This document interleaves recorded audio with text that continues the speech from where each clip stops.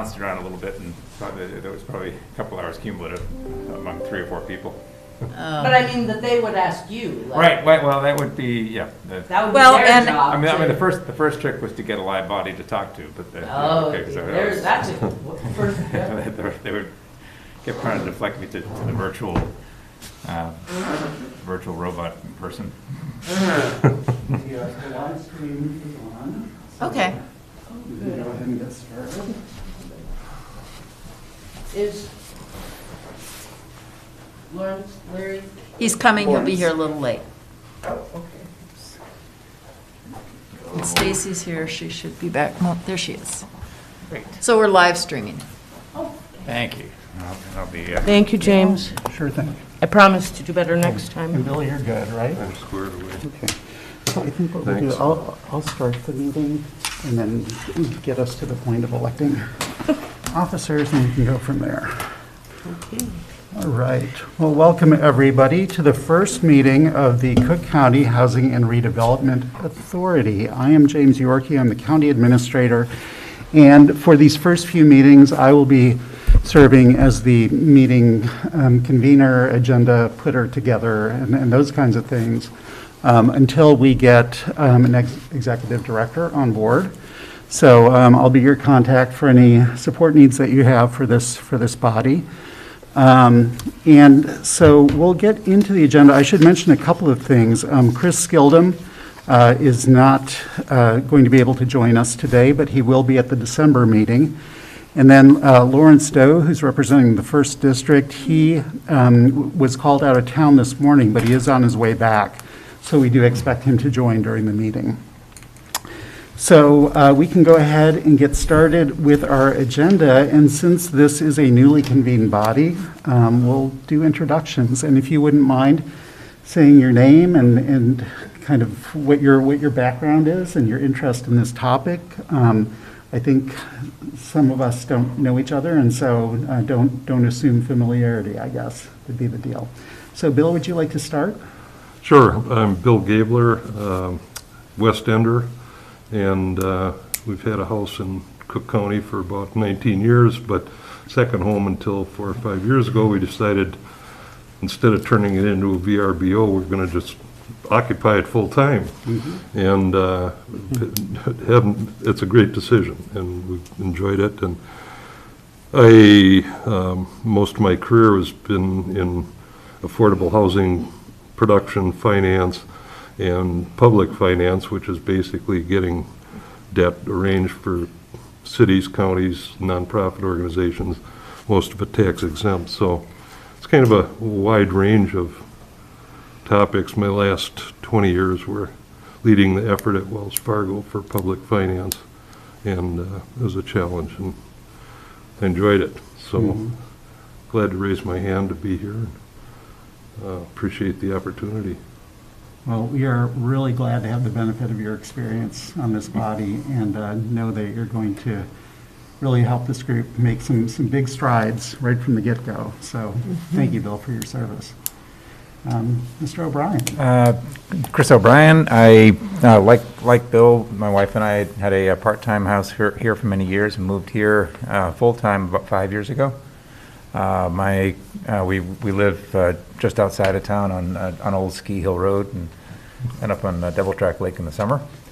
My career was as a variety of executive positions with large companies that were involved in solar energy, solar equipment manufacturing, and my roles there were, business development, strategic planning, finance, policy advocacy. So I think I, have a lot of experience in some of the skills that will be helpful. I have limited involvement in housing per se, but looking forward to being a worker bee and working my way up that learning curve. Very good. Thanks, Chris. Next, a woman who needs no introduction. Mary. Thank you, James. Well, I just have to say I'm thoroughly delighted that this is a reality for Cook County. It's not a silver bullet, but it sure is going to be a big tool in the toolbox. And I can share a little bit that most people probably don't know about me. Back in the 80s, when I was a young woman getting married and starting a family, my then husband and I purchased a used double-wide trailer from some folks in Grand Marais. And Tom and his buddies took it apart and moved it to Tofty. We paid $2,000, so you can imagine the condition of that housing. We had, we chopped wood for our only source of heat. We carried water. I'm very familiar with the substandard housing that some people have to accept starting out. And, eventually over time, when the babies came, the well came and the outhouse went away and, that was great.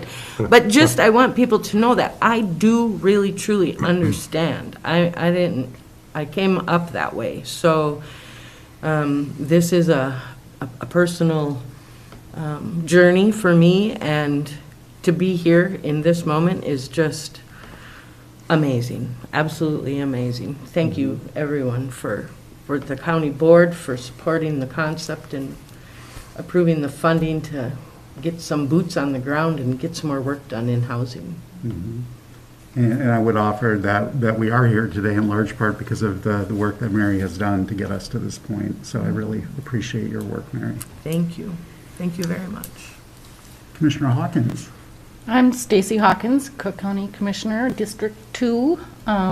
Very excited that I was allowed to be the one to be appointed to represent the county board on this commission. Very excited, and I have a lot of high hopes for the work that this board, this committee can be accomplished.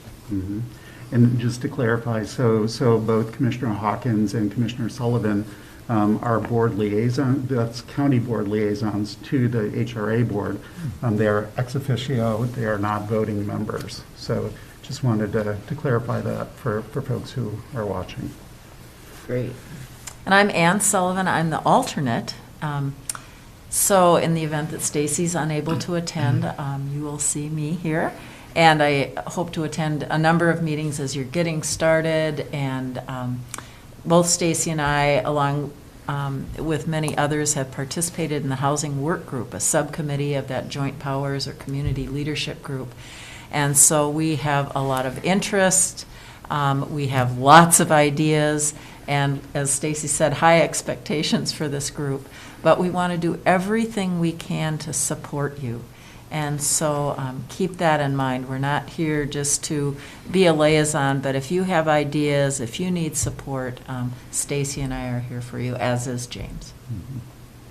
That's exactly right. And I'll just say, without spending too much time on it, it became apparent to me very early on when I first applied for this job and was reading about what was happening in the community, that housing was going to be a front burner issue in my work as administrator.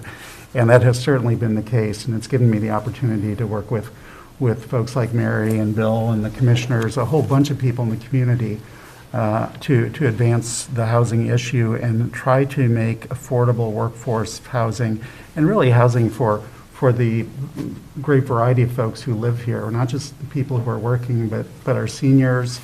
We have a diverse community, and so this issue is not just about workforce housing. It's really about housing for everybody who lives here. And so, as Mary said, that means there isn't really a single solution to this problem. We're going to have to be looking at a whole variety of different opportunities for expanding housing for all the folks who live here. So, very glad that you're all here. We can go ahead with the agenda. And I should mention, so we are expecting Lawrence Doe, representing the 1st District, to be here shortly. He was unable to be here at the start of the meeting, but did indicate that he will be able to join us in progress.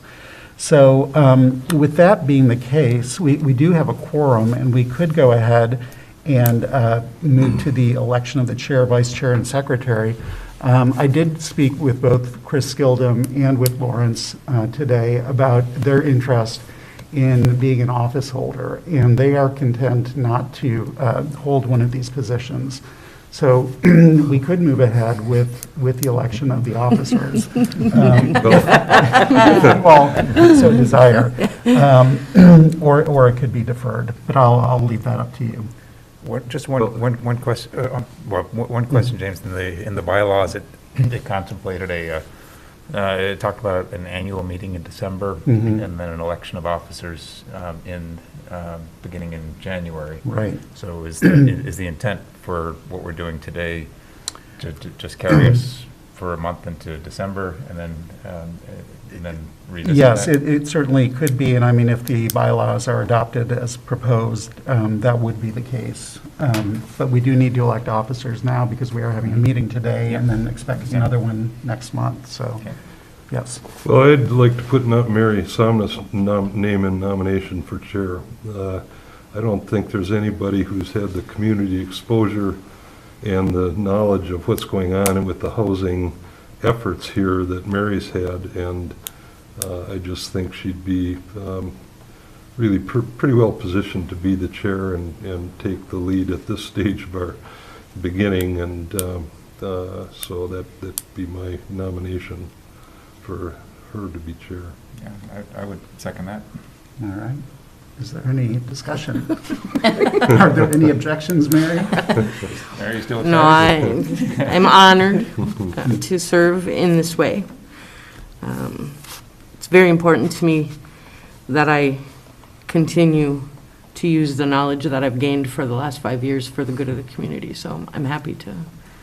I will serve if I am elected. Okay. Well, then, if there's no further discussion, we just need a vote. So all in favor of Mary Somna serving as HRA Board Chair, signify by saying aye. Aye. Opposed, same sign. And I think you have to, we have a quorum of 3. I think we need 3 votes to. Oh, so I should say Right, you aye have out to loud as well? vote. Yes. Okay, aye. All Aye. right.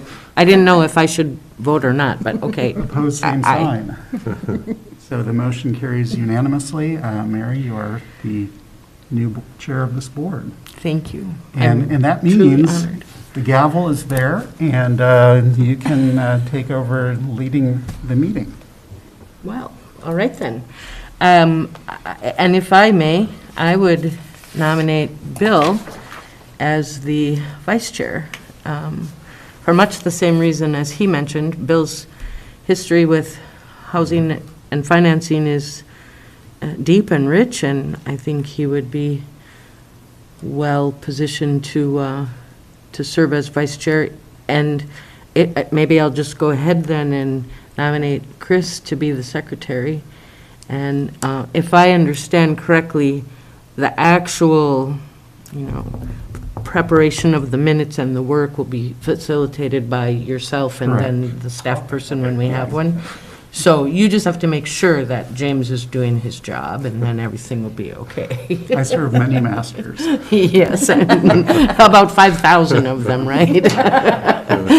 So that's my nomination for, Do you, for the purpose of taking the minutes for this meeting, do you work off of a recording or? Yes, I should mention this meeting is being recorded. The video will be posted on the county's website.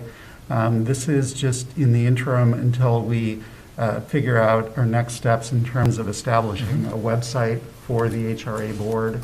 I would expect at that point that recordings of the HRA board meetings would be posted on the, did I just say meetings of the meetings? Videos of the meetings would be posted on the HRA board website, so. Okay. all right, so there I've made a motion, I would ask for a second. I'll second. Second by Chris. Any further discussion? All those in favor signify by saying aye. Aye. Opposed, same sign. Motion carries. All right, thanks for being here and Yes, for I'm being excited. willing to serve in this way. All right, the next thing on the agenda is the overview of the open meeting laws, Okay. which was provided to us in our packet. And so, yes, I did send out a copy or a summary of the Minnesota Open Meeting Law put together by the Minnesota House Research Group. And if you have paid any attention at all to civic proceedings, you probably have at least a sense of the outlines of what open meetings are about. Basically, it requires that local government bodies meet in public, conduct their business in public. It creates constraints around what members of elected bodies and appointed bodies can do in terms of communicating when they are not in an open meeting. And so parts of it are kind of counterintuitive, like you would think sending an email, well, that's not a meeting, it's an email. But in fact, in the eyes of this law, if one of you were to send an email to your four fellow commissioners, that would be a meeting. And so when I email you information moving forward, you will see at the top of each of my emails highlighted text that says, please do not reply all to this message. And that's just a reminder that that kind of communication does constitute an open meeting and needs to be avoided. If you do need to communicate as a group, it does need to happen in an open forum. If there are things that need to be communicated to the group in terms of meeting logistics and that kind of thing, I will certainly facilitate that. But in terms of any kind of, even if it's not necessarily policy-making related, you might be talking about going to lunch together, but even if you're doing that, you're risking running afoul of this law. So just bear that in mind.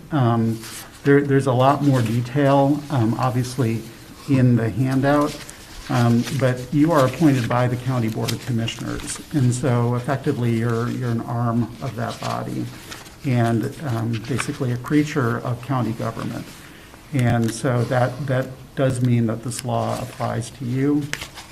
And so anything that can be construed as, policy-related discussions cannot be held as a group without some public notice of the meeting. Now, if two of you want to go out to lunch together, that's not a problem because two people is not a quorum. But if three of you want to go out to lunch together, that is a quorum, and you can't do that. So, even if your intentions are not nefarious, you may think you're doing something that's innocuous. But again, under this law, that would constitute constitute a meeting, and so you would have to notify the public about that. There are certain exceptions. It does not. If three of you happen to meet at Johnson's or something, that doesn't really apply because you didn't plan to meet. It was coincidental. Also doesn't apply to social gatherings. So, for example, if all five of you are attending, plein air or something like that, that's okay. If you're not meeting to discuss HRA business, you're just there for a social function, that's okay. But it's just, again, it's just something to be very mindful of. And I think that the place where it's just easiest to get tripped up is with things like written communications. So it does take some getting used to, but I know that if you've read this material, it should be fairly clear what is allowed. If you do have questions about certain situations that seem ambiguous in regard to this law, please feel free to reach out to me. I will try to answer the question for you. And I can always consult the county attorney if needed to get clarification on the fine points of the law. And I would pause there to see if there are any questions. I don't have a question, but I would just add a couple of things that I know from working in the public sector, that even the five of us can't engage in a series of emails with each, like one at a time, because that's a serial communication, Right. that is considered not public. And if we all five do to go to plein air, it's probably not a great idea for us to stand around in a circle and talk about the weather even. It just, because of the, the Public appearance. perception. The appearance, yeah. So I'm very sensitive to this and very aware of it, and I'm sure we'll all be, Yeah, I'm less so, so I could use a little clarification on the, how, what is the right way to communicate by email in the event that there's just a question or Sure. a correction to the meeting minutes or whatever. Yeah. I would say direct that to me, Okay. and in the future, your executive director, Yep. and then she or he can, address that concern. And if it's something that, for example, if it's something that the board does need to know about, it may be appropriate for the executive director to convey the information to the group, depending on what it is. Yeah, But okay. as long as it wouldn't be, if it's something like carpooling to an event or something, that would be something that the ED or that I could relay to others. If it's something that's related to a policy the board is considering, then probably not. Got it. right? That's And helpful. so if something comes up between meetings that is substantive, that needs immediate attention, then we need to call a special meeting and go through the public meeting process to post it in advance so people know that it's The process is, happening. I found this really interesting thing that might be relevant to us.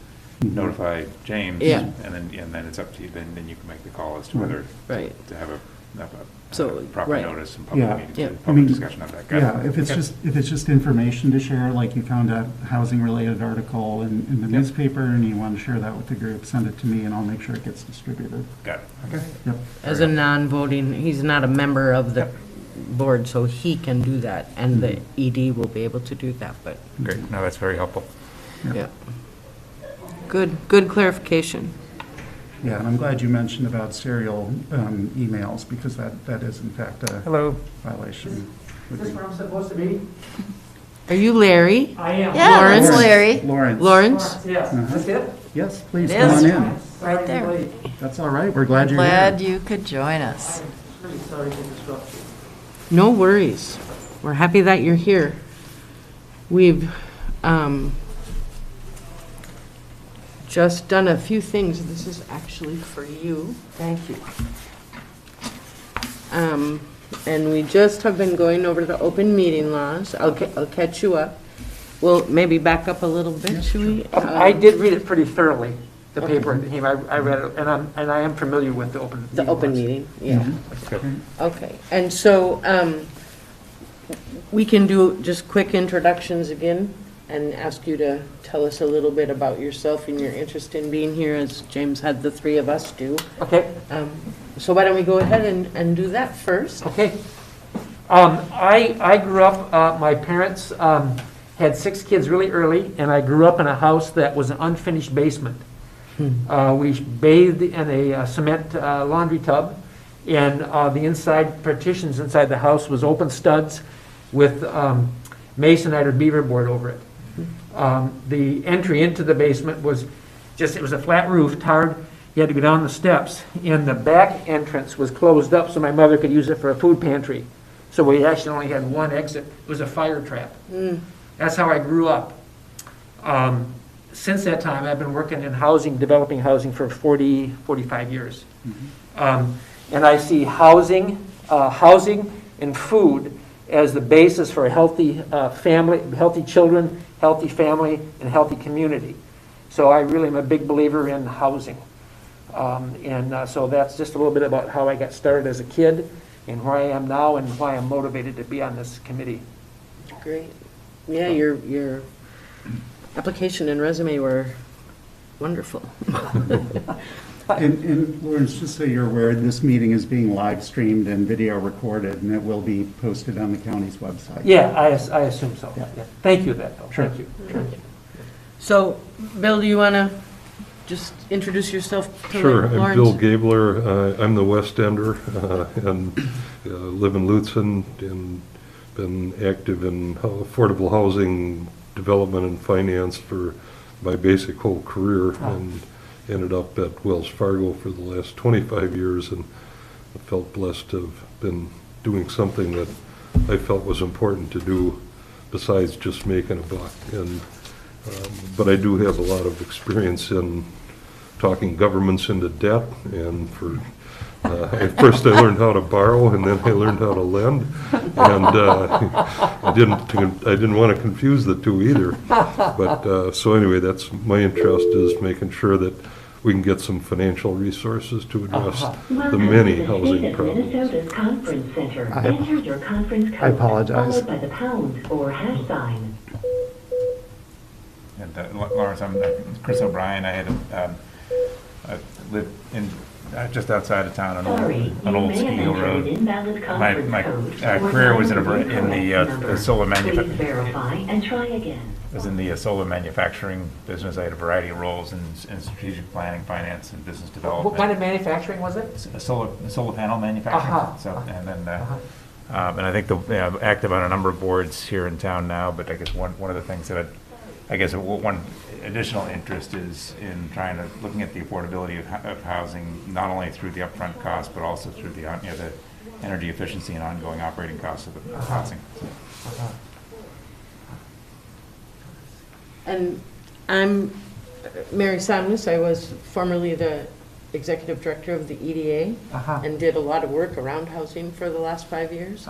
And I shared earlier in my history here in Cook County, I initially lived in a used double-wide trailer that was taken apart and relocated, and chopped wood and carried water, and very familiar with, it had more than one egress, but it was a fire trap. Yeah.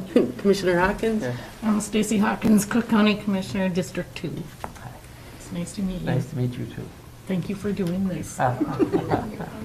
And I'm Ann Sullivan, Cook County Commissioner for District 4, and I'm the alternate liaison for this group. Thank you for serving. Yeah, and so we did elect officers. I will serve as the first chair. Bill Gabler is the vice chair, and Chris has agreed to serve as the secretary. So that. Thank you, all three. I really appreciate you all stepping up like that. Thank you very much. And again, for the record, I did ask you, Lawrence, if you were interested in serving as an officer, and you Yes. said you were not. Yeah. I want to be involved, but there's other things I'm really excited about, so thank you. All right, and so you've spoken, We've spoken, introduction. yeah. James Yorkie, County Administrator. I've been on the job for a little over a year now, Yep. And have been very involved in all kinds of discussions with community residents, stakeholders about housing. So glad you're here. Thank you. Yeah, very glad. It's great we have the geographic representation that the county board was looking for. It's wonderful. So the next thing on the agenda is the bylaws, right? That is correct. And And so I did send out a draft of some bylaws that were provided by the Minnesota Housing Partnership as just an example of bylaws that an HRA would use. As you can see by the watermark, it is a draft. There may be provisions that are not in here that you feel should be. Likewise, there may be provisions in here that need to be amended or excluded. So I just wanted to provide this as a starting point for your consideration. And I would offer too, if you feel that that this draft needs a lot more work than just discussion in today's meeting, we could certainly do that. So it doesn't necessarily have to be approved today. But that is an option if you like. Well, I thought they were pretty complete. I actually, the thought occurred to me, could we make, I suppose we can't, make this the annual meeting in terms of not having to go through a month later electing officers again for the 2022 year, but now that looking at it again and seeing it, it might be that we do have to do that without changing the bylaws a lot. But otherwise, I thought it was pretty clear. Executive director is supposed to be responsible for the day-to-day operations. That's a good reminder for all of us to not be, to the extent that it interferes with the work, and content ourselves with policy direction. And conflict of interest statements is a good thing and needs to be done. Otherwise, I thought they were pretty clear. But Yep. Chris, did you have any? No, I thought they were pretty straightforward. I didn't really see any changes that I'd want to see.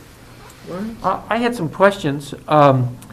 In section 2, it said the term was 5 years, and I thought the material that was sent out, that some were 3 and some were 5. Is that, which is correct? The statute provides for the first board that is seated to have staggered terms. And so that's so that you never have more than one commissioner being replaced in any given year. So for this initial term, each of you has a different number of years as your term. But then if you were reappointed, it would be for a 5-year term. So That's clear. Thank you. Yep. And then in section 7, Article 3, section 7, I thought that I don't know if we needed more definition of what the executive director would do, or if that was something that would be more developed in a job description at the time of hiring. Also, it mentions staff in that article. There is no description whatsoever of staff, and that's also not in the budget at the end of when we get to the budget. In Article 4, Section 2, the annual meeting, does that have to be in January? It seems like to get a quorum in this environment in January might be tough. If we have to have it in January, it seems like it might be good to schedule an alternate weekend, or an alternate meeting date, so that in case we get snowed out that first time, we'd have a fallback, all of us would have a fallback date on our calendars. I think that the annual meeting is really important, and it'd be pretty easy in January to get snowed out, iced out, or whatever. Section 3, special meeting. Again, to get quorum, it says at least 2 days prior. I know that we'd give as much notice as possible, but it seems like a minimum of 2 days is awfully snug if we want to get a quorum. That's my comment on that. And then also in section 6, it says special committees. And it says at least one committee has to be a commissioner. Does that mean that other people, I was confused by that, does that mean that other people could be on that committee, or does that mean that to be a committee, it's got to be at least one commissioner? there has to be at least one HRA board member on that committee, but it could include non-commissioners. Then what about the, there was some liability questions that I had about that, and also about the, I didn't make note of that. If there's some liability that the board members have, it seems like people on that committee, what do we do about that? If there's other people who aren't on that, they should, I mean, if somebody's on that committee, it seems like there should be a equal level of responsibility. And then in Article 5, Section 1, I was confused by the approval of a 2-3 vote of commissioners. Is that 2/3? Was that a fraction, 2/3? 2/3, correct. 2/3. So, so in a group of 5, that's what, 3? 3. Okay, all right. And then on the budget, the rough budget, there was a salary range for the executive director, but there's nothing in there for staff, which was mentioned earlier in the and then also the per diem was mentioned, and there's nothing in there about anything about a per diem either. So regarding staff, I mean, the allocation that the Board of County Commissioners has made for this body is $125,000, and that's for a year one startup costs. There's assumed to be no staff in the first year of the project. Other than the executive director. Okay. Right. That is the staff to Okay. start. Correct. And so, I mean, if that were to change in the future, it would have to be through either, additional levy dollars or grant funding. So, but for the foreseeable future, I expect that there will be the executive director, and that's it, kind of like the EDA currently operates. Okay. Yeah. And I think, Lawrence, your question about liability for committee members, I'm making an assumption that any work by any committees would come to the full board for a vote, so the responsibility actually comes back to us. Okay. The committees can help us learn about things and explore things and, discuss things, look for opportunities, but they don't have any authority to make any decision. Oh, okay. So, again, that work would come back here, and the liability would rest on us as the board members. Okay. That's clear. Thank you. And I don't know, the other questions, we didn't maybe answer everything, but.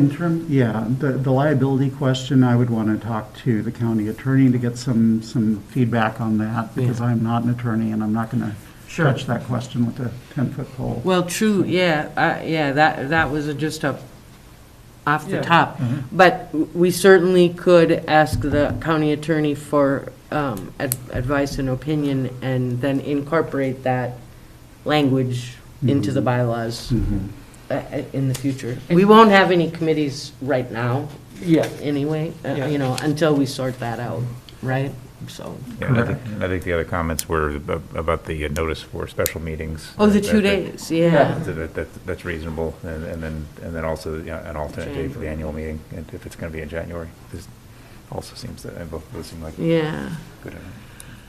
So if there are outstanding questions about the bylaws, and if you all would like some time to maybe contemplate them a little bit more, and even send me proposed edits, what I could do is I could revise the document, send it out to you before the December meeting, and that way you'd have something more finished to vote on a month from now. Well, actually, if I could add, that brings up a question that we need to address as an HRA, and that's a matter of legal representation. The county attorney should not be our attorney. We should have an attorney who understands, I think it's Chapter 462, which is the HRA laws, and there are a lot of them around, but that maybe is either the first job, along with an executive director, either for the board to get started or get the executive director and let them get started on it, and that would be helpful in having input on the bylaws. My own preference would simply be adopt these bylaws and we can amend them with, 3 votes out of 5 at any point, given notice and that kind of thing. Because these are a number of issues, and there's probably others that a good municipal lawyer, particularly a bond lawyer or somebody like that, would know, that's familiar with our statute, and then look at these bylaws. So that's just a thought. That's a very good idea. I like that. Yeah. Well, Concerns the budget, yeah. and the budget we'll discuss later. The work plan that's in the packet is meant to be fluid and ever alive and changing as we move forward, so. Bill, would that have been a motion that you just made to? I think it was. But I can't remember if I was directed, if it was a motion that the HRA board should undertake a review of some lawyers, or if we should get the executive director and then let the executive lawyer, director right. do it. Yeah, to go forward and usually you get proposals from law firms as to how they'd work and Right. those kind of things. It isn't just you go and pick somebody, you get some proposals from professionals in the field, but So that's probably should be done by the executive director, I would guess. But meanwhile, pass the bylaws as is and then go from there. Okay. So the motion is to approve the bylaws? Yes, Okay. And then amend them as needed, yes. as we discover more things. Okay, is there a second to that motion? I would second that. All right, second by Lawrence. Any further discussion? All those in favor signify by saying aye. Aye. Opposed, same sign. Motion carries. All right, thank you. All right. It's good, I think, that we have that as just guidance to start out with and acknowledge that we'll learn, every day we'll learn something about this, I'm sure, so. I have a really important question to ask. I left my pen in the car in my hurry. Somebody got a pen I can borrow? Yes or no? Thank you. Thank you. Very good. All right. So. And, yep, then is it Elizabeth is going to we- join us? We are moving on. So Elizabeth and Jill, are you on the line? This is Elizabeth. Can you hear me? We certainly can. I'm glad you could join us, and I'm sorry I didn't get the phone line connected sooner. No, this is great. Well, congratulations, everyone, on being at your first meeting as HRA Commissioner. So, my name is Elizabeth Glidden. I'm the Deputy Executive Director of the Minnesota Housing Partnership. I'm going to ask Jill, who's my colleague on the phone, if she would mind just introducing herself.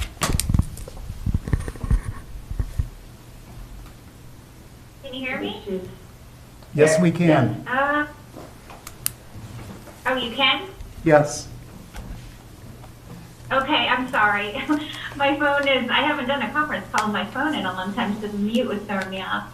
I'm Jill Henriksen. I'm the Community Development Manager in the Community Development Department at Minnesota Housing Partnership. And I am happy to be with you today and working on this project with Elizabeth. So thank you. Thank you for being here. All right.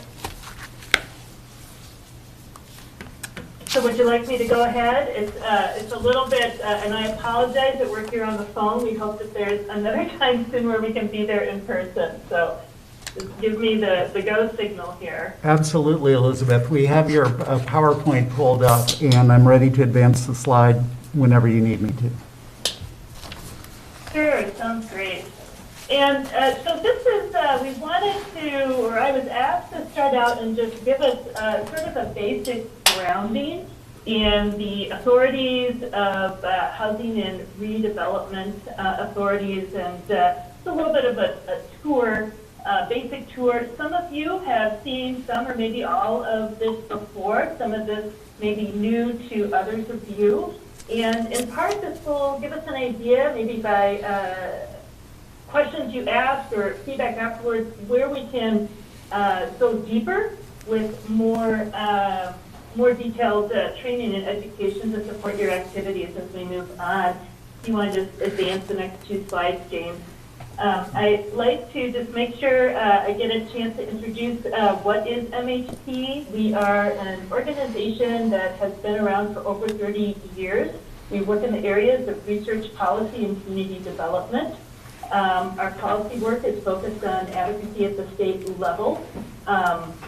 Our research includes products such as county-level housing profiles, legislative district-level housing profiles, as well as profiles for the state of Minnesota and unique reports. And then we also provide technical assistance that is focused on serving rural communities and Native nations. And there's a map showing locations that we have worked in Minnesota for over a decade. And in addition to these technical assistance assignments, we also have hosted housing institutes and Native community development institutes around the state. So if we're on the slide that is titled MOU, Memorandum of Understanding, this is a little snapshot of why MHP is here. MHP, as I mentioned earlier, provides technical assistance to communities around the state. Cook County Grand Marais EDA had applied for assistance from our Strengthening Rural Communities program in 2020 and was awarded those technical assistance funds. And we have recently had an extension to our contracted timeline, which is good news. We were supposed to end this work at the very beginning of January, and we have now been extended until into May of 2022. And we also have some general categories of work under that memorandum of understanding, and the extension allowed us to more specifically write into the memorandum of understanding, which had previously talked about helping to create or explore creation of an HRA. Now we have added in here supporting the organizational development of the HRA. And I didn't put all the language, but it can support any broad array of activities that is helpful to you. As one subpart of that, I just wanted to highlight this also can include some cross-training and education regarding tribal housing programs because of your border relationship with Grand Portage, that may be very helpful to you. And also we can work on any tools or programs that you decide the HRA wants to start building out, if that is within the timeline. Next slide is just an example of one of the data points we had been sharing in previous months with all sorts of groups around Cook County. But you have a housing study. You have been very data-driven, but we know that in addition to the data, it's important to be working closely with community, be driven by community stories, and I'm glad to know that you all have been very grounded in that. So moving on to HRA powers. So this is just kind of a high-level touch point on some of the powers of an HRA. I know you've been given some additional materials, but there's a lengthy state statute section, Chapter 469, that covers HRAs, and that's where we draw our guidance from, state law. And as you can see, there's pretty wide variety of scope of authority for HRAs. And many of these activities are related to planning and implementation of redevelopment programs and housing assistance programs. If we turn to the next slide where we start just having a touch point to some programs and activities, here's where I might just talk a little bit about some of these. Many HRAs around the state that had their start in the 60s and 70s, I think that's when the vast number of HRAs became established, in part to own and manage property. So that is a common activity for HRAs, but as you will come to learn, HRAs, because they have such a wide scope of potential activities, are really quite varied in what are the activities that they focus on. Development has been mentioned as a high priority in Cook County, and exploring what range of activities might fit into that type of focus. Another couple things I might mention, sometimes it's very common for HRA staff to be a point of contact for service providers, for other service providers that are providing programs and facilitating that, as well as working to secure funding from partners or state or federal programs. Next slide. So funding and financing tools is an important area to dig deeper on and understand. And many times in communities, the HRA's ability to access certain funding and financing tools can be a significant reason for authorizing the HRA to start utilizing its powers. One of those powers is issuing bonds. Sometimes I think this is a little bit of an underutilized power. The HRA can sell revenue bonds. It can also utilize GEO bonds that are sold by the local governing body, and that is a major way to fund public buildings and other buildings. Establishing tax increment districts, payment in lieu of tax, another unique program, charging fees for services. Sometimes this is something that until you get into operating programs, you're not sure what all that amounts to, but there can be a variety of programs where fees could be charged. I gave an example of loan programs. Revolving loans are also popular within HRAs. And that can be another unique way to access some funds. And then the levy power is also unique for HRAs.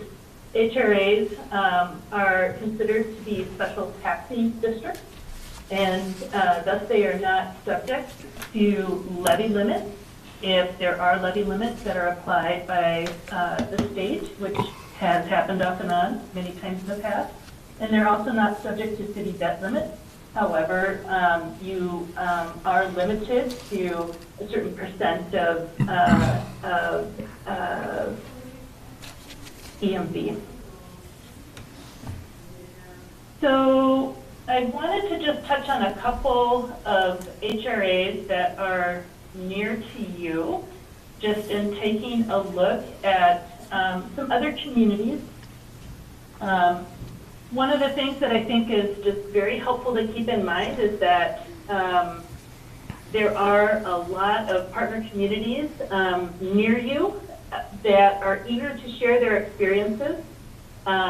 Virginia HRA, and the next slide, which we haven't gotten to yet, is but Itasca County HRA. The directors of those HRAs earlier in our relationship, in MHP's relationship with Cook County, were part of a roundtable to share their experiences around HRAs with Cook County officials and partners. And so I thought it'd be worth to take a look at them again. The Virginia HRA, this is an HRA that, as I had mentioned earlier, really got its start with managing a pretty extensive number of public housing units. So they do have a fair amount of staff, I think somewhere between 20 and 25, but really most of those staff are there to manage properties. So again, they have a very specific activity and a focus. The Virginia HRA, however, also manages and has been active in a pretty wide variety of development activities and other programs. They have been involved in helping to develop market rate properties, which is not always common to HRAs. I believe that they actually have an ownership interest in some senior housing that is market rate in Virginia, as well as some affordable properties. And they also have managed some other unique programs that have been funded either by area foundations or by local government, such as a grant program for exterior improvements to residential and commercial properties. The next slide, where I highlight Itasca County.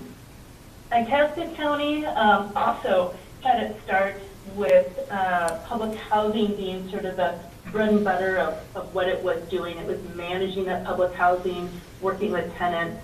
But they have had a direction from the Itasca County HRA board to explore a bigger range of development activities. And most of their development activities have focused on trying to attract affordable development. And they have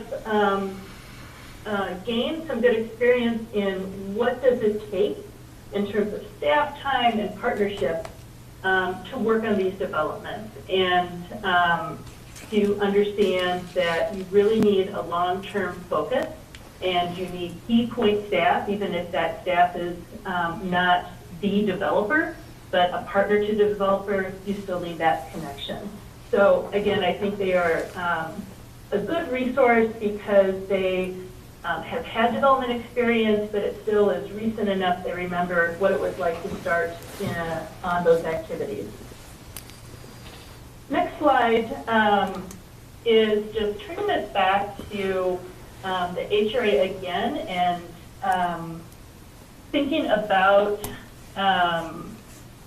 what is the relationship of the HRA, particularly to Cook County. So under state law governing HRAs, there are particular activities that your authorizing government body must be a part of. So the one that, you've just gone through the process right now of appointing your officers and getting your full membership of the board appointed, and that's a major activity of the county, is appointing the HRA board members. But there are other required touch points depending on the activities. Again, I think the one that feels most present probably is that you must have a resolution of support from the county to any levy activity. In addition to that, I think a good question for the HRA is what that relationship will look like in terms of kind of that ongoing partnership.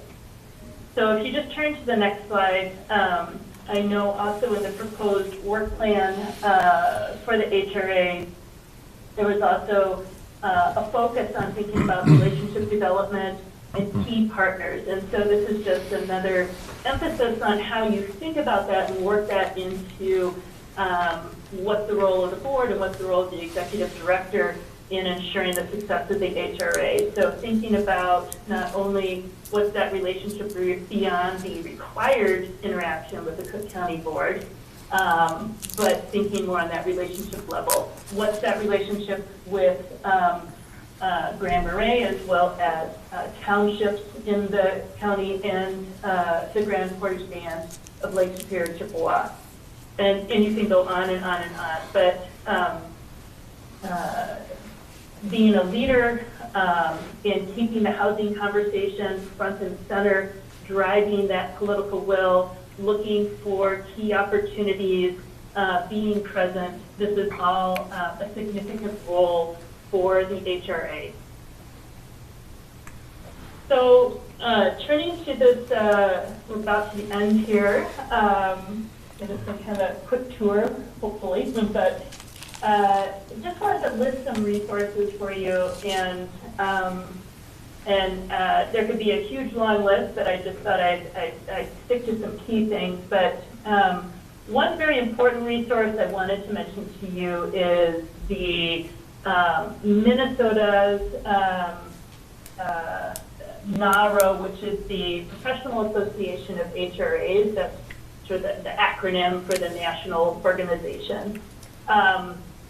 They are a fantastic resource.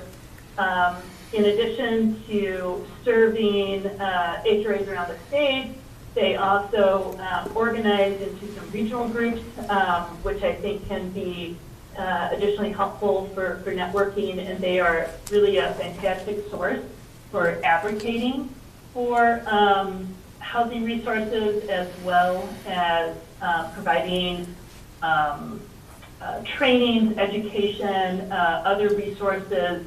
And so I just encourage you to think about that and potentially an affiliate membership with Minnesota NARO. And I think with that, again, just wanted to keep it high level. This is your first meeting. I think I'm ending on time because it looks like it's 3:59, and so I don't know if there's time for questions or not. Thank you, Elizabeth, and thank you, Jill, for also being here. Anybody have questions or comments, clarifications? I would assume that Minnesota NARO has a website that we can go on and get some background. I'm sure they do. I can forward that. Yeah. They do. Okay. And they do a great job of training programs and educational programs for their members. I've spoken at some of their things back in the day, and they really, That's great. they're very effective, as they said, at lobbying and promoting Yes. the needs of the HRAs. And I would add, a representative from Minnesota Narrow also participated in that roundtable with us, with Virginia and Itasca County. So we did have a little bit of an introduction, but I totally made a note, Elizabeth, that we need to Yeah. explore that affiliate membership. I think that might be a big tool in our So, toolbox. Go ahead. Yeah, I was just going to say that person who was at the HRA roundtable, and I did just locate, if you would like me to send to you the recording of that session. But that was Shannon Guernsey, who's the executive director. And I had actually been in touch with her this week, and she was anxious to know who would be the board chair so that she could reach out and more formally introduce herself and make sure you had what you needed. So, sounds like we're good. Well, that's wonderful. Yes, if you could send that recording to James, he can share it with the board members. And you can report back to Shannon that the newly elected board chair of the HRA is Mary Somnus, so I'll be happy to meet with her again. Delighted. That's great. Yeah. That's great. One question, you mentioned that there was an existing grant for technical assistance, and I'm just be helpful if you could clarify what the status of that grant is right now. Are there identified tasks that are still underway? Are there resources, unspent resources that are still available now to the HRA? What sorts of tasks would typically be comprised of, what would the typical scope be for technical assistance for, for a newly formed HRA like ours? Sure. So, so just to clarify what this is like, it's a grant, but the award is in the form of staff time from those who are helping provide technical assistance. And so there are several hours remaining that we have available to provide any range of services to you. That's in part why I asked Jill Henriksen, who's joined our call, if she would be able to join so that you can know that we have capacity to spend on what you might need. There is an additional colleague that I didn't bring on this call, but she's ready to be introduced to the HRA board. Her name is Carol Burr. She brings tribal housing authority experience, and she's also available to help with some training and education and other ideas. I'm happy it's the EDA that holds the contract, although it's been a very cooperative arrangement with the county and the city, and now the HRA. So there's an actual MOU, which I'm happy to share. But the areas are defined very broadly. So the one area that I think has been completed has been assisting in the creation of an HRA. That's in part why we added this bucket that was about organizational development. It could include any range of activities around training, education, support of the hiring process of the executive director. It could be about support around strategic planning. It could be any of the activities that you think we would be helpful to you in getting your HRA a good start. So this is where we're going to need some direction in what is most helpful. I think the things that I know right now that you probably will need is some additional training and education. That's typical for any new board. And the question is, where would you like to go deep and how can we help? Great. And then the other bucket that I had mentioned was we do have a bucket of activities that can relate to program and policy development. So the question, I think, is, do you get far enough along where you say, we do want to develop X program, and we want some assistance in starting to develop that. And that's where we could also be helpful. Yeah, Minnesota Housing Partnership has been very helpful to get us to this point. We wouldn't be here without their support of the technical assistance that has been provided since the beginning of that contract. And James, do you have the MOU? Yeah, I just received like an updated copy of Okay, it. I think I do too. So if you So could we can forward just- that to yep. everyone, and then So, you can yep, review take it, that and off there. that'll Yep. help you how to think about that. Great. Well, that's very helpful. Thank you. Excellent. Good question.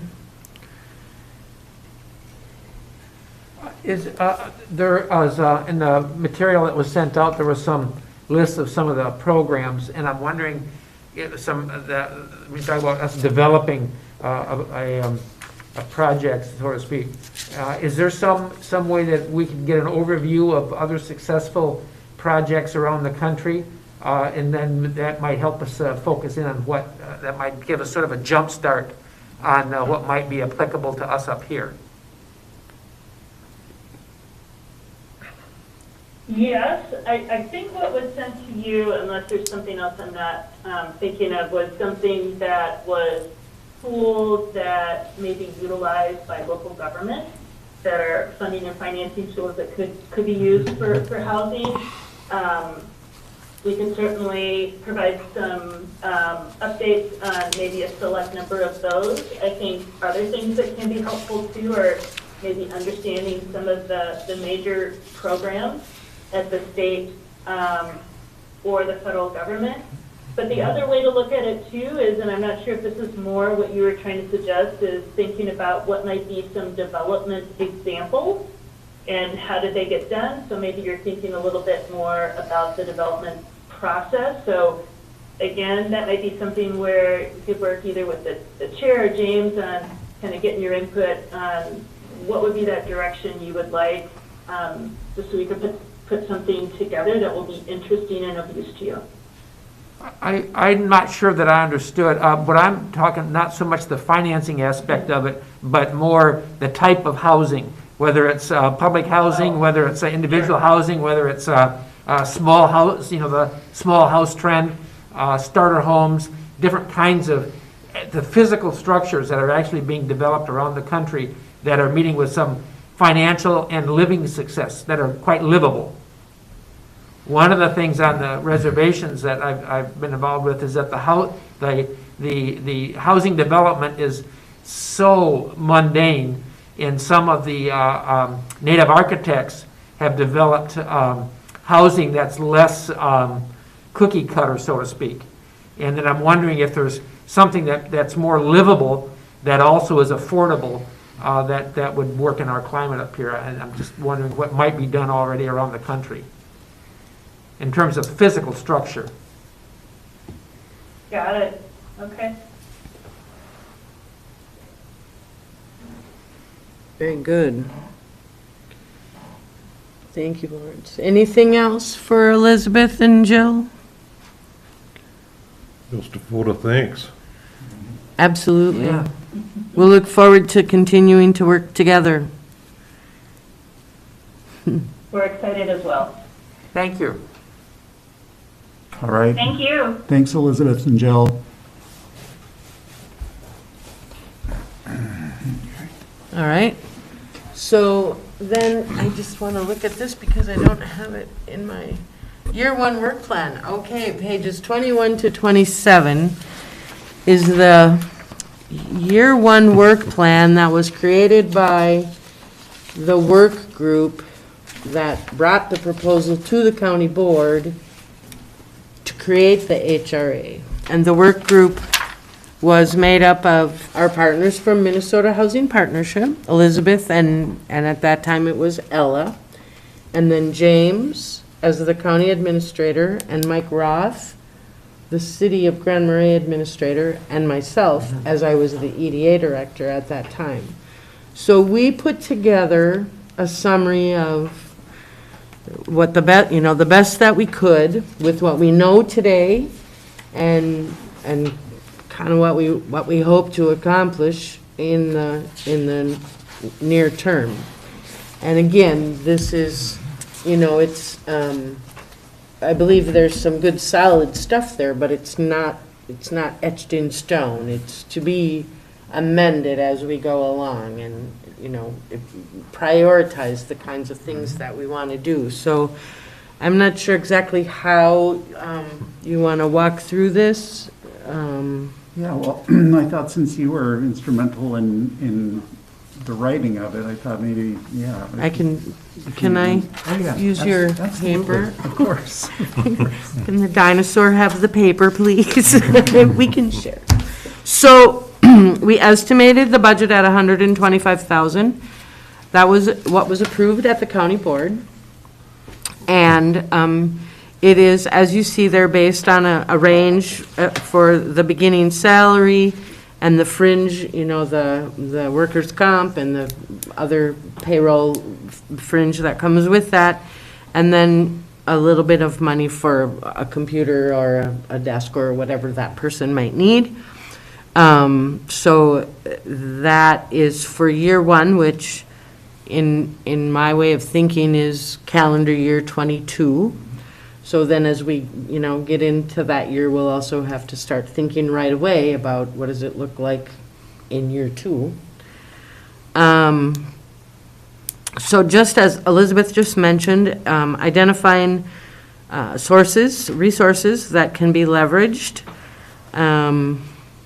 We have now, the county board has approved a tax abatement policy, which enables some financing to be made available to developers of housing wherein they pay their property taxes, but some percentage of it can be abated back to them to help them pay their debt service. And then that has a sunset. It only lasts for a certain amount of time or up to a ceiling of a certain dollar amount. So it's not an endless, opportunity. And then the next page, or for a while, there's a list of the things that are going on, current things that are going on with housing in the county. One Roof has developed some single-family homes in Grand Marais and some apartments in Lutzen, but they have property available at both of those locations that is available to be developed with additional housing. So we would want to start talking with them and see where they're at in that process. Hamilton Habitat is building affordable homes one at a time. They're a local nonprofit and have great energy, but that's their model. They received an initial gift of money that enabled them to buy some land and build a house, and then they sold it, and then they reinvested that money in the second and the third, and now they're starting on their fourth, if I have that correct. Odyssey Development, or Odyssey Incorporated, is interested in contributing, but I think, I haven't had communication with them for a long time. I'm not sure that would be another, get back in touch with them. Mm-hmm. Hedstrom Lumber is developing workforce housing for their own employees on some property near the sawmill up the Gunflint. And they did receive some, were approved for some funding from the EDA, which they should be able to access that fairly soon. That required them to reach a certain point in the development before the funds were released to them. But I understand that project is moving right along. And then Bluefin Bay and Sawmill Village have been in the news a lot lately. They have been approved for the tax abatement according to the policy that was approved prior to that. And they're currently in the process of both projects applying for other grant funds from IRRB and the Minnesota Housing Finance Agency. If both of those projects move forward, they will add 20 apartments to the West End. 14 at the Bluefin project and 6 at Sawmill Village. And then on the ground floor is primarily commercial space, and then the housing on the second floor. But in the case of Bluefin, 2 2 units on the ground floor will also be ADA accessible. And then, you know, we worked really hard on assisted living, and we never could find a way for the cost of the development and the operating costs to work out on paper. The money just didn't work. In order for us to cash flow those projection or those proposed projects, the residents there would have to pay $4,000 or $5,000 a month to live in the assisted living facility, which understand is not unusual, but I don't know if Cook County, I don't think, it doesn't feel like it's a good fit. I can't imagine going out to the people and offering them a place to live for $4,000 or $5,000 a month. But subsequent to that, I had a On that expense was probably for the assisted living staff, not just the building. it was for the, right, construction and operating. And operating of the which is the staff and- staff. Yeah, right, okay, Right. all right, okay, thank you. And then, of course, in addition, we would have to build housing in order to get the staff here to, Right. so, a tough thing. But since then, I also had a conversation with one of the social workers here in the Public Health and Human Services Department, who works with our elders. And the social worker explained to me that what our elders really are looking for, based on her relationships with them, is not so much a facility like assisted living, but more like a 2-bedroom apartment with a bedroom and a bathroom on either end that can be locked, so that 2 of us can live together in that apartment, but we can't look at each other's stuff when the other one's not home, right? It's private. And then shared space in the middle, like a living room and a kitchen. And then a kind of a cluster, a little community, so they can go outside and enjoy the green space and walk their dogs and have a little garden. And there was a grant program with the Minnesota Department of Health that provided phenomenal upfront funding of some amount that was a grant, and then additional funding that was a 30-year forgivable loan, and you didn't have to make any payments on that loan for the 30 years, and at the end of the 30 years, if you were still operating as this kind of senior living, the loan would be forgiven. So, you know, but again, that's like a huge grant project to undertake, and then finding the developer and do it. But, you know, it's out there. That's one of the benefits of what we've got going on here now, is to have another, a person who can do this kind of work. Mary, just a question on that. I'm just, as we're going through this, you know, it seems like as we go through the work plan, what comes to mind for me is that in many ways defines the criteria for who we want to hire. I mean, our main initial job is to hire an executive director who's going to carry out the work plan. Yeah. And so I guess in my mind, you know, and be interested in your all's perspective and experiences, you know, are we looking for someone who's both a really good grant writer, identifier of funds, somebody who's just, you know, kind of a bulldog in terms of going and finding sources of funding for creative projects and defining those projects, or are we looking for somebody who's really good at, you know, building partnerships and managing construction projects and so forth? I mean, they're different skill sets, and I don't know if we're looking for somebody that can do all of that,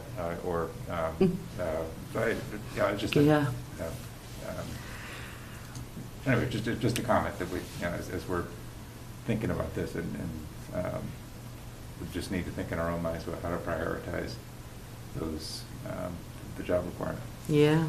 That also gets to the question of the roles of the board and the staff. You know, are there things that the board could be helpful on? For example, I noted in the MHP's presentation, you know, working with the townships. Well, there are 3 townships, they're all in my district, I think, and, you know, I could take that on versus having the executive director have to do that, just to keep them updated. And Commissioner Storley, for example, she does that as well, and So, and if we could take some of those, working with the city of Grand Marais and the tribe, those might help the director have enough time to, get into the grant and the finding of the money and doing that kind of work, which I think is really what we need the staff for, is to, work on, as a focal point for developers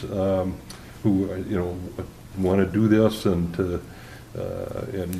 we can provide some of the strategic direction and coordination with some of the other governmental bodies, and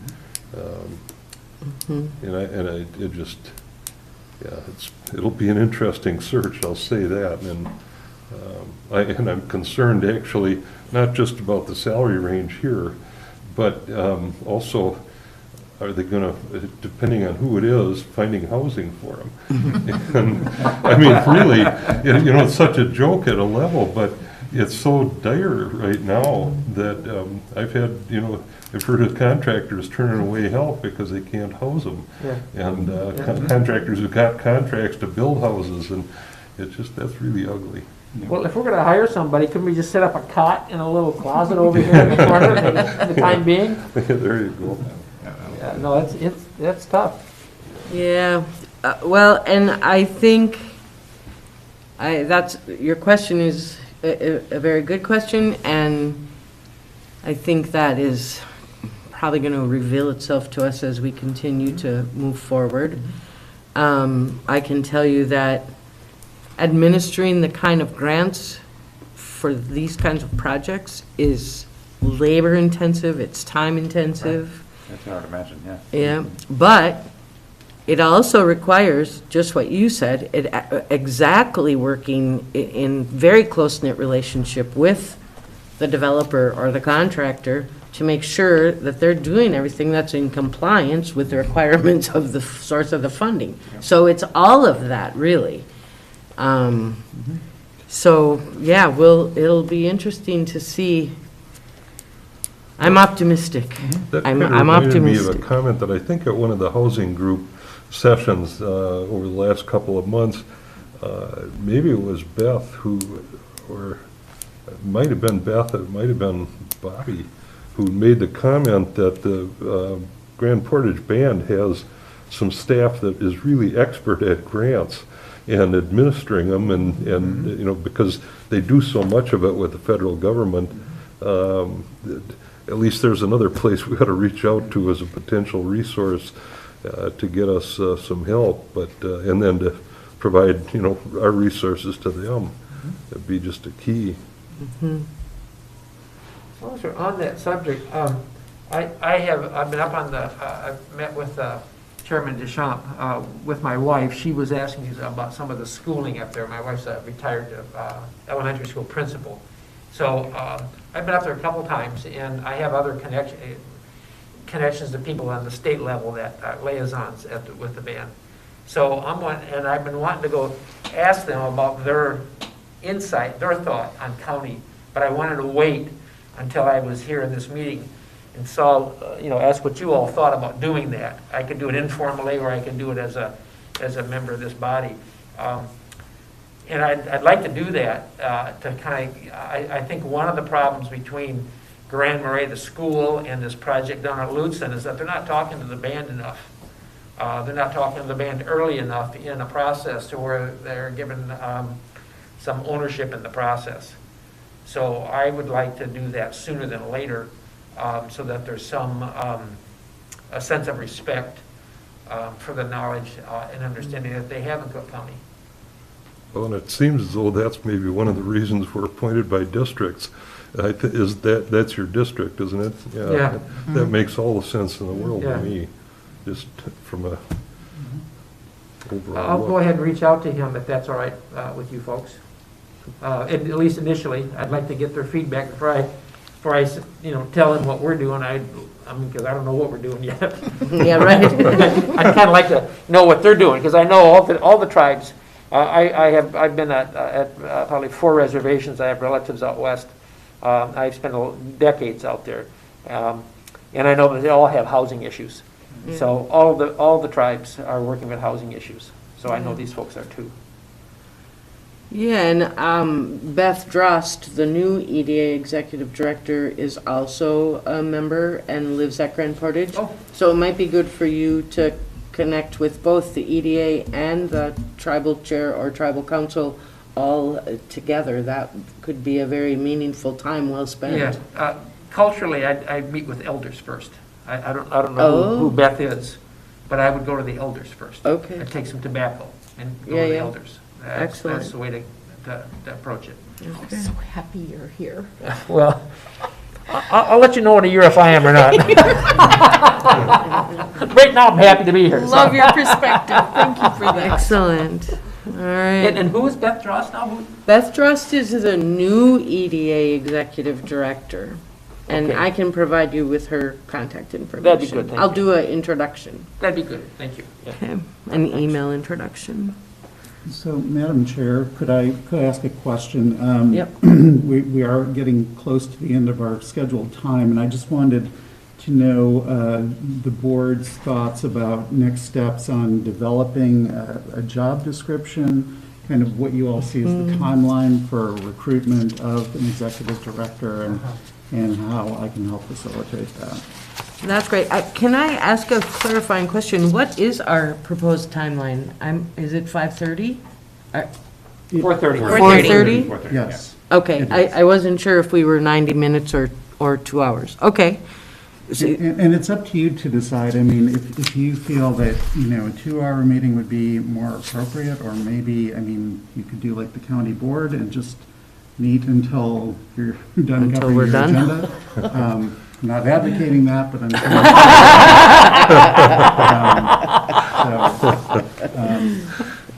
but I think defining that, Yep.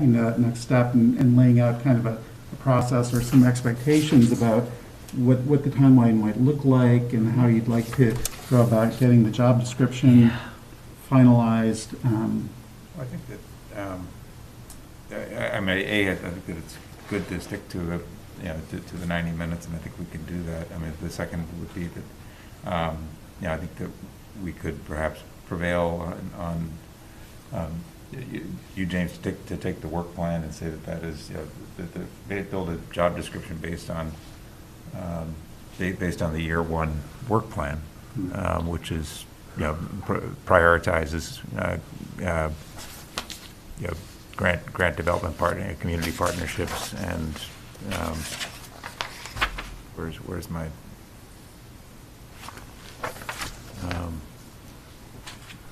Yeah. And maybe search examples of other HRA executive director job descriptions, and MHP can probably help with that. yeah. We don't need I would to, think we don't need to build the wheel or If we invent could the get wheel. MHP involved in that, it'd be great, because they also have the contacts that would be helpful. Right. Once you got a job description, getting it into the right hands. Yeah. Right. Which we're just, we'd be shooting in the dark. Yeah. Did you express some concern about the salary range in your comments? Just generally speaking, You think it's low? it's an entry level job that kind of fits with that, but it's going to be tough to get somebody who's already in the field it's got a responsible position to take this on, is my guess. I've been out of the field long enough, I don't know, but Well, it I just have a seems question. lean. When I was on the board of directors for the foster care agency, they hired a grant writer, and they were paid a base salary, but they also were given a percentage of the grant that they generated. Would that be a way of bumping up that start with this and offer some percentage of any successful grant? Well, it might, although that probably depends on the grant makers. Would they be okay with that or not? Yeah. I'd be real careful with that Okay. kind of activity, to be honest. Okay.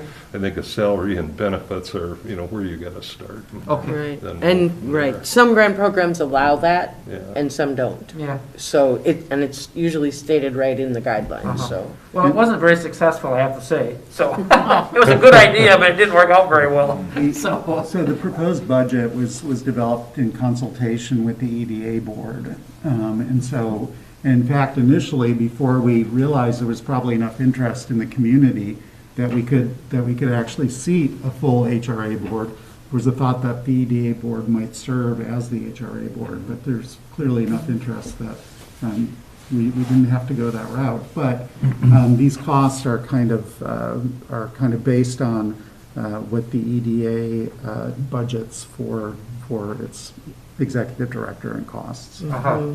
Okay. Yep. Yeah, it's the Cook County budget, Right. Yeah. which is what we have to start with. Yeah. That's right. You know, and I believe just like the EDA,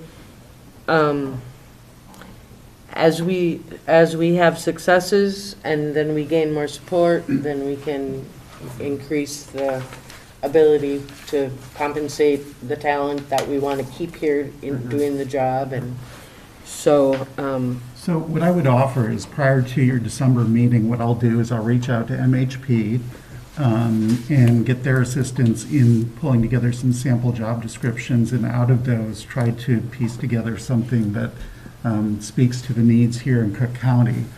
And then send that to you prior to the meeting, December meeting, for feedback. And so when I get your feedback, I can incorporate those edits into the job description and hopefully have a marked up version of that for your consideration in December. I think that's great. That sounds great. and when, December, 15th, I put it It's on the third Wednesday, isn't it? December 15th, 15th? Okay, 3 PM here in the courthouse. okay. And it would also be helpful to get, if MHP could also give some guidance on terms of where it would be most effective to post an ad like that, what the time, what the expected time frame would be, and I think that'll shape our, our expectations about how quickly we could Right. interview and, Right. and get somebody onboarded. I can tell you there's interest. I've gotten emails already, so. Oh, that's good. I had a That's very couple, good. yeah, Very I've had a good. couple as well. Will those interviews be public, open meeting? Not the interviews, I don't think. That personnel can be, I I think don't know the answer to that. If there, We I have think to- if there's more than, if there's a quorum of us, it's got to Right. be, It would have to be open. would have to be It open. depends on the process, I suppose. so, Yeah, right. okay. All Yeah, right. we'll have to discuss how to do that. And then another thing, if I could, I would like us to consider, and I don't know when, but 17 people applied to be on this board. And I would like for us to create some sort of a process to hear from the 12 people who aren't sitting in these chairs, Yeah. to share with us everything that they have, everything they know, any support, those kind of committees that we talked about, if they want to be engaged. Great I think we idea. want to capture their energy, Yeah. and, That's consistent with the work plan that says create the HRA advisory board, Yeah. and that might be a good start. The other suggestion I've had given to me by people who are interested in the HRA is more regular and often meetings that community leisure housing group, that, if that could be, every couple of weeks or something. That came from outside the group here, but those are things, but certainly the advisory board, we could start with those folks and see if they're interested, in participating. well, and then there's that other housing work group that's been meeting for more than a year. That's part of the Joint Powers / Community Leadership Group Yeah. that's made up of some community leaders. For example, these two commissioners are part of that work group. And there's like 15 or 20 people that have been meeting monthly on Zoom and talking about housing ideas. So, we could have a very extensive advisory committee if we want. And I think I'll try to maybe continue to participate in those meetings. and the full meeting of the joint. We'll just have to figure out how, it'll come, we'll see it. I'm a little curious if we might not want to at least keep our minds open initially here, starting up, if we might have to meet more frequently or a little bit longer, just because of the newness, just for a couple of months.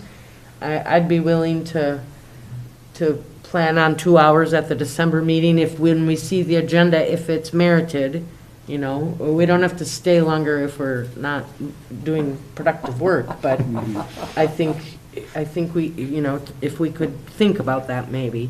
It will also depend on what's happening outside as the winter months come. I'm thinking our agenda's only gonna get bigger. I can't imagine it getting smaller, Exactly. so I think so.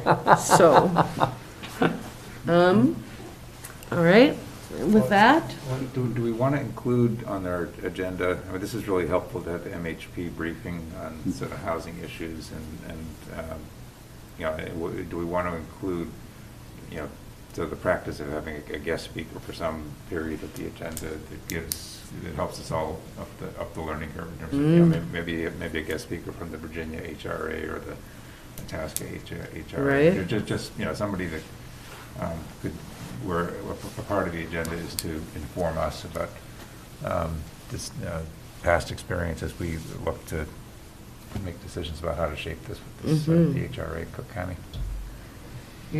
One more comment about the working group that's been working for a year. I have been involved in some grassroots organizations that the governmental agency comes along and usurps it.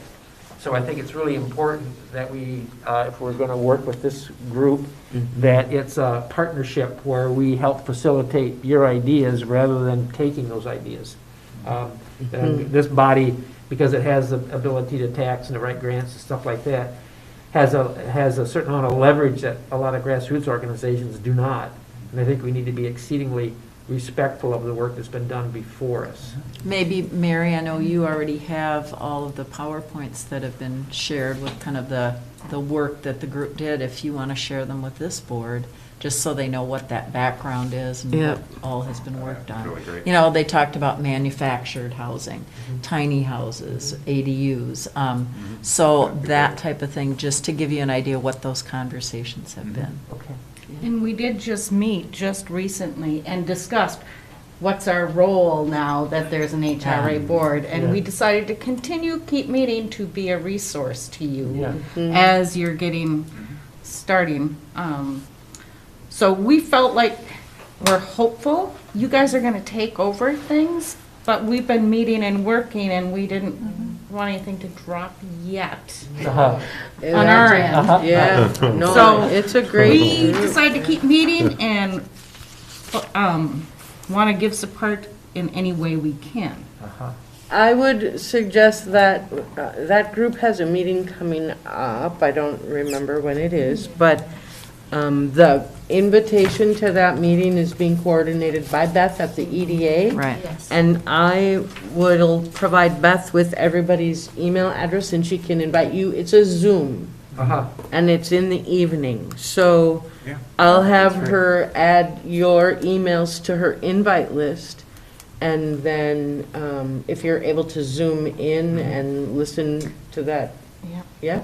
Okay. I'm just wondering, because there's only 2 commissioners on our housing subcommittee because of open meeting law. So I don't know how that applies for you. Yeah. We had more commissioners wanting. We just but made we chose only 2 public to meetings. participate Maybe in only that. 2 Maybe of only us. 2 Good point. of us, Thank you. at a time at least.